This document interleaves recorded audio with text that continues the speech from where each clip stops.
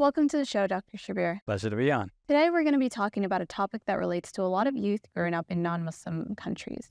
So we want to talk about how youth in non-Muslim countries, primarily youth growing up in the West, can still remain confident in their deen in a society that might not reflect it. So what advice would you give youth who are growing up in a non-Muslim environment to still find a way to remain connected or steadfast on their deen? So a few things. I mean, there's no quick and simple answer to this, but I would say a few things, Zuhra. One is that we need to know our religion, because the more we know, the more confident we are of our personal identity. I remember that when I was a youth, about maybe 14 years old, I started reading books about Islam, and I was amazed. Like, the more I read, the more I felt that this is like awesome. This is, I never realized that this was the beauty and wisdom of the tradition that we always followed. We were there going to the mosque and whatever.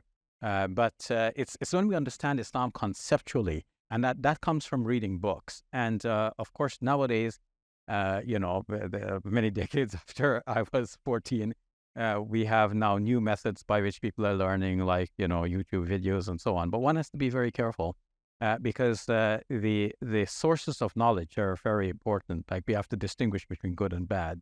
Yes, watching a YouTube video and so on is good, maybe relaxing, entertainment, and so on, and following social media and so on. All of these are methods that, for good or bad, they're here.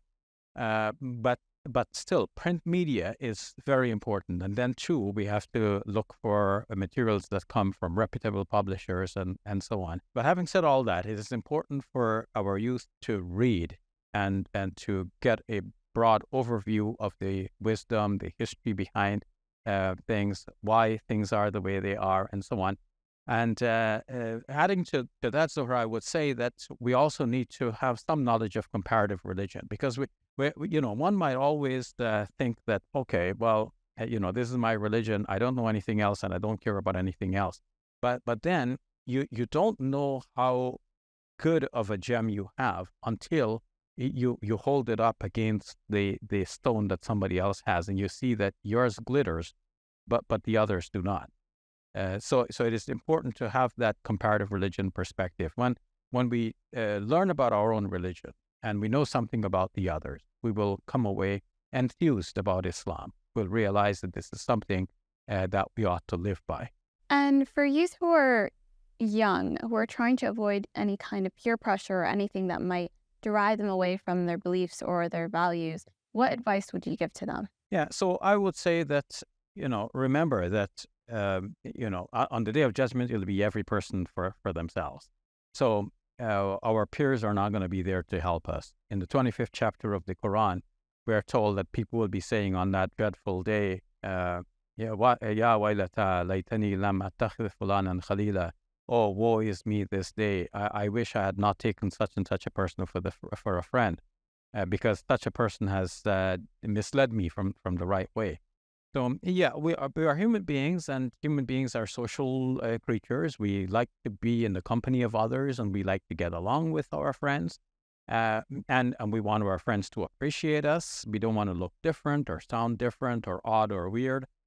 So we want to do what is there with the in-group, right? We want to be like our friends, do what they do, comb our hair is the same way, and so on. But we have to realize as Muslims that we should be the leaders of the pack, not the ones trailing behind and trying to catch up with the others and following what they're doing, because we have the guidance from God, and we're going to be held responsible for that guidance. God has placed us in a certain situation by giving us the grace to be born in a particular Muslim family, for example.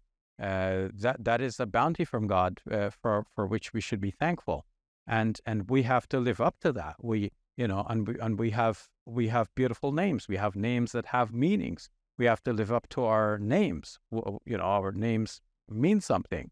Your last name is the name of an angel, right? So you don't want to, you can't always act with angelic behavior. Yes, we're human beings, but try, you're going to try your best to live up to your name and to, the position in which God has placed us. So somebody else is not in that position. We could have non-Muslim friends. That's great. But use that friendship to have a positive effect on your non-Muslim friend. Like give them a share of that knowledge and guidance which God has graced us to be privy to.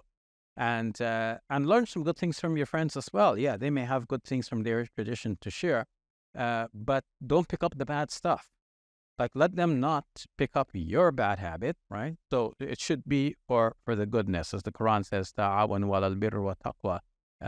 Cooperate with each other in righteousness and in the awareness of God. And in what way would you advise a youth about going about finding that good company?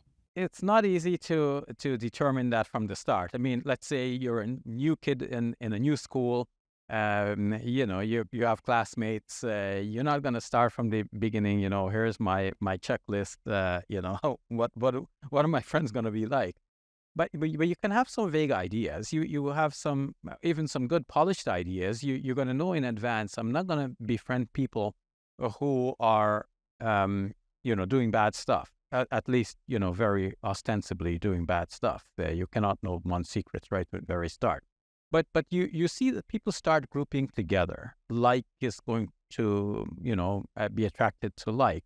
They say birds of a feather flock together, right? So you're going to find people who are like you in a certain way of thinking, certain way of acting, and so on. So distinguish between good and bad. You see people who are already doing bad stuff openly. Those are not the ones that you're going to be gravitating towards. You see the people who have good disposition, good character. They seem to be honest, fair, sincere, balanced in their judgment, and so on. These are the people that you want to befriend. And, after having befriended somebody for some time and you see more of them, you come to understand more, you continue to make those distinctions. Are these people that I want to continue to be friends with for life? Is this going to be my BFF, my best friend forever? Or, do I need to, at a certain point, say, no, wait a minute, I need to really choose my friends here and make new choices. So one has to constantly revise and improve. Well, thank you, Dr. Shabir. You're welcome. The most effective and far-reaching dawah we can do these days is on social media.